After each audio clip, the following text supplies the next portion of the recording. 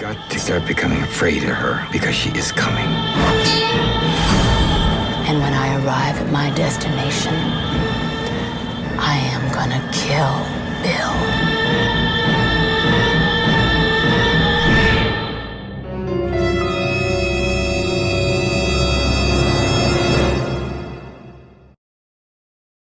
So your role today, then, how does the CEO role work for you now? What's your role in the business now? So we've kind of split two ways. So as much as I'm the founder, Adam Dale, who you obviously know really well, is a commercial director. Basically runs a business alongside me. And so as much as I'm CEO, he's as heavily involved in decision making as I would be.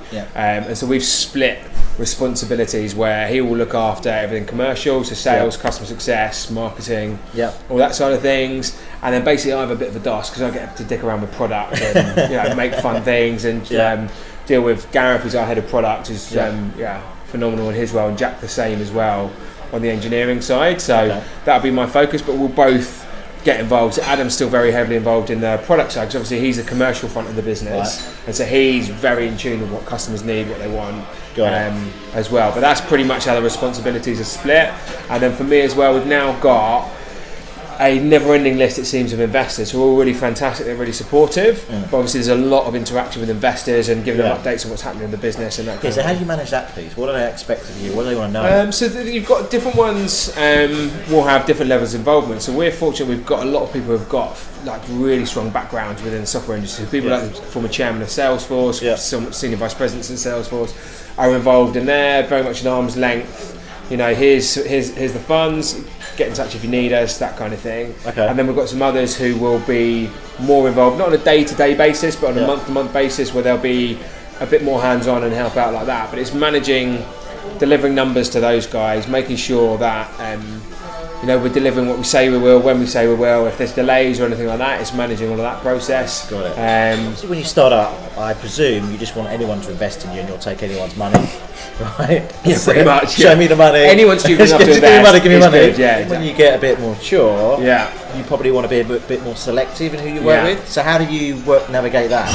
Yeah, so we've had a good run over the last 5 years in terms of, we've worked phenomenally hard to get to where we have, and then I think as a result of that, you end up in some fortuitous situations by working, by putting it in. So I don't want to keep saying, we're lucky, but we were introduced to some really strong investors probably halfway through the journey from where we are now.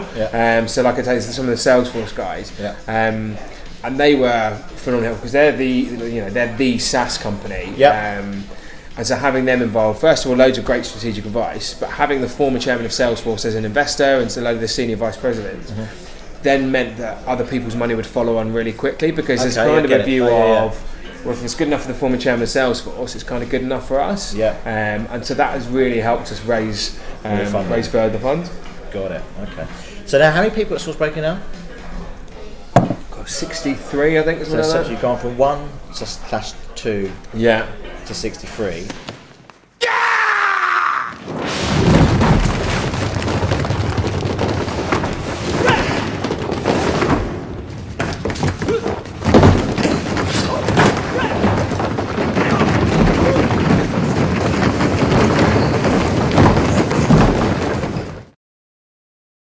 How have you navigated that whole culture and growing a business? Because that's not easy, right? No, absolutely. Managing people. It's something we right people and all something that. we obsess about, absolutely obsess about. The overriding thing we look for, we can care less about education. That's just not important whatsoever.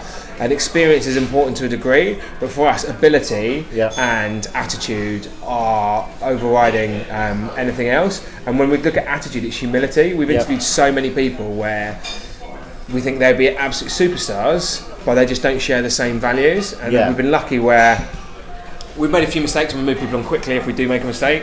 Oh, here's some food. That looks fantastic. The looks good. Got the burger. The fries. Cool. Thank you very much. Cheers.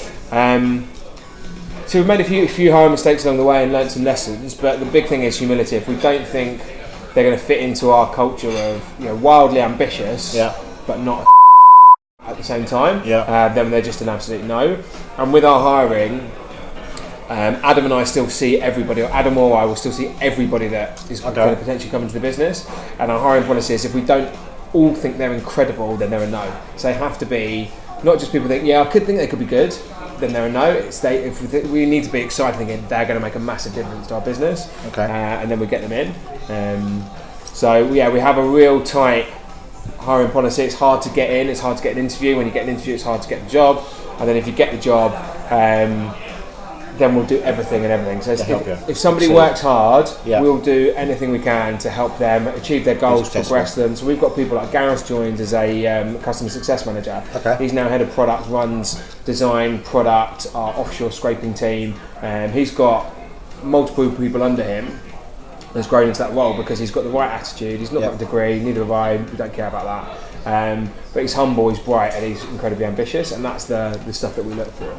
So do you find, because you're a fast-growing business, right, and that creates its own certain culture because stuff changes quickly, and you've got to be adaptable, and you've got to be comfortable being uncomfortable. Yeah. Do you find people that come from a certain environment just don't fit because of that, or what's been your analysis of your? Yeah, it's not necessarily a hard and fast rule, but if people have come from big companies, they can find me. Franny runs client services for us. That's customer success and account management, which came out of Michael Page. I was from S3. Adam was from S3. Gareth was from Goodman Massive, which is a mid-sized company. It's more the mindset rather than where they've come from, because you can get people who've worked in big companies, but can still adapt to a start-up or scale-up kind of environment. I'd say our big thing is that the attitudes, that will to just do anything necessary in order to get the job done. I think people can bring that experience of the more operational rigour and the framework and some of the processes you need. Because again, as I imagine you've grown, you've probably had to put more and more process in place, right? Recently we've got big enough. We've just done our ISO 27001, and I could not be less capable of dealing with an audit. Like that is just far removed from my skill set. Attention to detail and attention span, two things I don't have. But fortunately, we have got a phenomenal head of operations. That's another good example of somebody. She joined as an operations exec. So the idea was that she would join and do a lot of the administrative work. As soon as you hire her, like, there's no way you should be doing administrative work. She's just grown up to head of operations straight away, and she managed the ISO project for us. Amazing. So we've now got people in place who can manage that kind of thing and keep me well out of the way of it, because I'll just mess it up. There you go. So what next? So keep on growing. So we've got 2.0. It's just been launched yesterday, which you got to see today. Our vision is to be the global leader in AI-driven talent matching. So that means continue to expand internationally. We've got a good presence now in the US. But we've got over 50 customers in the US. Okay, cool. So it's make it work from the UK, prove that it's scalable over there, and then push over. Customers in Europe. Now, really starting to push it internationally. I think we've established ourselves as having a very good reputation in the UK market. And it's now cementing that, really pushing into the enterprise world, but then also into the global world. So lots more products coming through. So watch this space, right? Absolutely. Watch this space. Well, our food is here. Okay. Right, and it's been a pleasure chatting to you. So, likewise, thanks very much for having me waffle on. Yes, sir, I enjoyed it. Yeah, we'll turn this into something. Good stuff. I'm going to say cheers. Cheers. We're going to have our food. Thanks, Stuart. Catch you later. Nice one. Thanks, guys. Cheers.